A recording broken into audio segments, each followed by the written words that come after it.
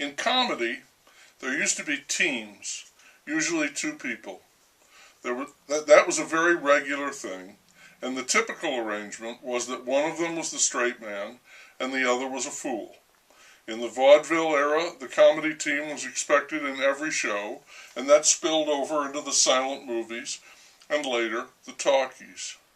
There were Laurel and Hardy, Crosby and Hope, Martin and Lewis, and somewhat unexpectedly, because a woman was involved, George Burns and Gracie Allen. I don't know why, but there aren't any hot comic teams around today. Everyone prefers to go it alone. Another bygone team, also a man and a woman, was Mike Nichols and Elaine May. They were just before my time, mostly because they pitched their humor more to the adult ear when I was just a kid. They had a short run, only a few years, but they had shows on Broadway and it was the hottest ticket in the town. Later they were appearing on television, various variety shows, and they even did commercials, and their act was getting repetitive as well as watered down, and they broke up. They came together in Chicago at a precursor of the Second City troupe, doing improvisational comedy. From the beginning they clicked, possibly because of the Jewish heritage they shared. That might have put them on the same wavelength. Basically, when they looked around and surveyed the culture, everything seemed to them to be a lie. This was the post-war World War II baby boom time, and with the nation enjoying peace and prosperity. Those Eisenhower years, rather idyllic and thoughtless. America was happily somnolent in many ways, sleepwalking, and along came these two comics, and they were wide awake. In fact, they were like a tiny alarm clock trying to wake up others. Their tools were irony, sarcasm, and satire.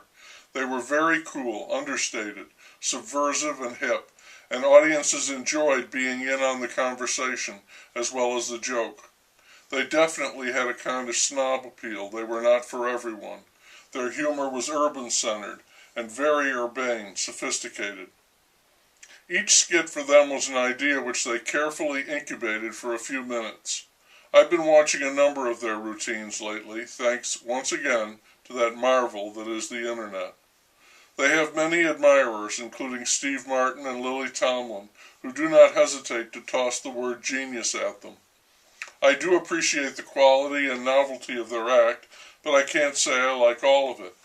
Some of it seems forced to me, and there are some exit lines especially which clinker rather than close. At their best, in their character pieces, they will combine high-minded intellect with mundane goofiness, as when he is a therapist and she is seeking some relief for her neuroses, but he has the hiccups, and she tries to cure him of that. It's a funny mix, made even funnier with the frantic, whispering interplay. An easier target is Werner von Braun, coming home to his dear wife after a hard day of working on the rockets. I think Elaine May was the writer and Mike Nichols was the director. She was a generator and he was a builder. She'd come up with an idea and he would help nurse it into fruition. They complemented each other wonderfully. She was razor sharp, he was softer, almost feminine in both appearance and manner. She was dark and introspective, he was light and prone to be cheery. May had an innate understanding of being contra, going against the grain, the flow, convention, expectation. She wasn't on the way, the Tao, she was the other way. I'm guessing that, like most of the men around her, Nichols was in love with her or wanted to be, but that would have gotten in the way of their work, and the work came first.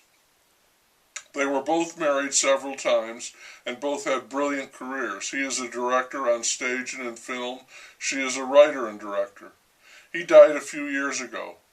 They will be remembered, I think, as a comedy act like no other, one that took unhappiness, phoniness, confusion, discomfort, guilt, and despair, and by some magic or alchemy, turned it into hilarity. Mike Nichols and Elaine May. Just saying that got people excited.